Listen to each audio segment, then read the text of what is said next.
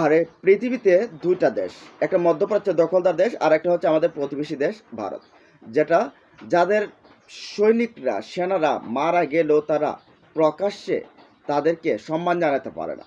দেখেন, অপারেশন সিঁদুর পরিচালনা করে ভারত, আর এই অপারেশন সিঁদুর পরিচালনা করে কিন্তু নিজেরাই সেখানে ধরা খেয়ে যায়। পাকিস্তান পরবর্তীতে যে হামলা চালায়, সে হামলাতে যে কী পরিমাণ ক্ষয়ক্ষতি হয়েছে সেটা ভারতীয় মিডিয়া না বলে তারা বলতো যে এই পাকিস্তানের ভেতর একেবারে তুলোধনা করে ফেলেছি, নাস্তানাবুদ করে ফেলছি, ধ্বংসের নগরী বানিয়ে ফেলছি। আসলে কার্যকর তেমন কোনো কিছুই না।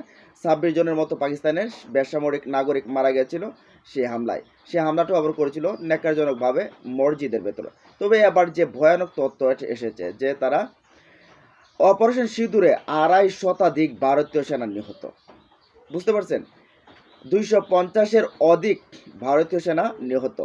গোপনে জানাচ্ছে সম্মান। ওই যে বলছিলাম না, তাদেরকে যে এমন রাষ্ট্র তারা, তাদের যে সেনা মারা গেছে তাদেরকে রাষ্ট্রীয়ভাবে সম্মানটাও প্রকাশ্যে জানাতে পারছে না, কারণ তাদের দুর্বলতা প্রকাশ পেয়ে যাবে। দেখেন, ঠিকই তো প্রকাশ পেল, বিভিন্ন গণমাধ্যমে কিন্তু চলে আসলো যে ভারতে পাকিস্তানের সাথে লাগতে গিয়ে মাত্র কয়েক ঘন্টার এই যুদ্ধ, কয়েক ঘন্টার যুদ্ধের ভেতরে ভারতের 250 সেনা ওপারে। এই সেনাদেরকে আবার গোপনে নাকি 100 সেনাকে নাকি তারা সম্মাননা জানাচ্ছে বা সম্মাননা দিচ্ছে। আচ্ছা, যাই হোক, আমরা কী হচ্ছে সেখানে একটু আপনাদেরকে আবার একটু স্মরণ করে দিই।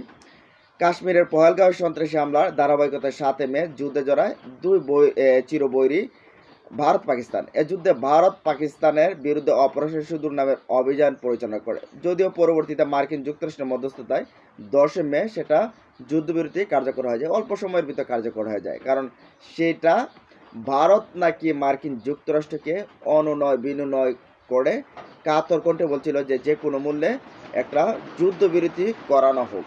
তারপর সেটা মার্কিন যুক্তরাষ্ট্র উদ্যোগ নেয় আর দুই দেশের সাথে আলাপ আলোচনা করে নেয়। তবে নিরাপত্তা বিশ্লেষক ও পাকিস্তানের পক্ষ থেকে দাবি করা হয়েছে কয়েকদিনের এই যুদ্ধে ব্যাপক সামরিক ক্ষয়ক্ষতির মুখে পড়েছে ভারত। সেই গুঞ্জনে নতুন করে ঘি ঢেলছে পাকিস্তানের সংবাদ মাধ্যম সামা টিভি। এই অভিযানে নিয়ন্ত্রণ রেখা বরাবর 250 জনেরও বেশি ভারতীয় সেনা নিহত হয়েছে বলে দাবি সংবাদ মাধ্যমটি। সূত্রের বরাতে তাদের দাবি, অপারেশন সিঁদুরে বিপুল সংখ্যক হতাহতের কথা প্রকাশ্যে স্বীকার না করেও ভারতীয় সেনাবাহিনীর অভ্যন্তরের চাপের মুখে রয়েছে এই ব্যাপক ক্ষয়ক্ষতি সত্ত্বেও ভারত কর্তৃপক্ষ ক্রমাগত ক্ষয়ক্ষতির পরিমাণ কমানোর চেষ্টা করছে। দেখেন, এত পরিমাণ যে ক্ষয়ক্ষতি হচ্ছে সেই ক্ষয়ক্ষতিটা স্বীকার না করে তারা প্রকাশ্যে অল্প অল্প বলছে, যে না হলে তাদের দুর্বলতা প্রকাশ পেয়ে যাবে পার্শ্ববর্তী দেশগুলো বা আন্তর্জাতিক বিশ্বে। তাদের এত বড় দেশ, এত কিছু আছে, পারমাণবিক আছে, আরও অনেক কিছু আছে, কিন্তু কি মাত্র কয়েক ঘন্টার অভিযানের ভেতরে দেখলাম আমরা একেবারে তল্পা কিন্তু মনে করেন ঘুরাই দিচ্ছে। এদিকে জনসাধারণ নজরদারি এড়িয়ে গোপনে সম্মান জানানোর জন্য ভারত সরকার নিহত 100 জনেরও বেশি সেনাকে পুরস্কার দেওয়ার সিদ্ধান্ত নিয়েছে বলেও জানা গেছে। বুঝতে পারছেন? গোপনে 100 সেনার বেশি সেনাকে কিন্তু সম্মান জানানোর জন্য তারা এই পদ্ধতি কিন্তু এই বিষয়গুলোকে নিয়ে তারা আলোচনা করছেন এবং সম্মান জানানোর জন্য সিদ্ধান্ত নিচ্ছেন। পুরস্কারপ্রাপ্ত 3 রাফাল পাইলট সহ মোট 4 জন। এছাড়া ভারতীয় বিমান বাহিনীর জওয়ান সহ 10 ইনফ্যান্ট্রি ব্রিগেডের জি-টপ পোস্টের 5 শহীদ জওয়ানের নাম সেই তালিকায় রয়েছে। 93 পদাতিক ব্রিগেডের সদর দপ্তরের আরও 9 জন নিহত সেনাকে সামরিক সম্মাননা দেওয়া হবে। বলতে গেলে যে ভারত এই জায়গার ভেতরে টোটালি ধরা খেয়েছিল, যার কারণে দেখছি যে এত পরিমাণ সৈন্য মারা গেছে কয়েক ঘন্টার অভিযানে। বা পাকিস্তানের তেমন সৈন্য মারা যায় নাই।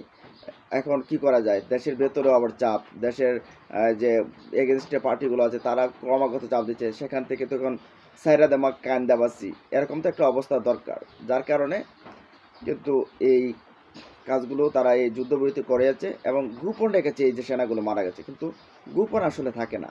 শাক দিয়ে আপনি মাছ যতই ডাকতে চান না কেন, মাছ আপনার বেরিয়ে আসবে, শাক দিয়ে মাছ ডাকা যায় না।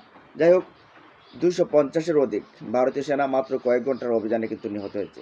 বিষয়গুলোকে আপনি কেমন করে দেখছেন জানার কর্মকসে ভালো থাকুন, সুস্থ থাকুন। আল্লাহ হাফেজ।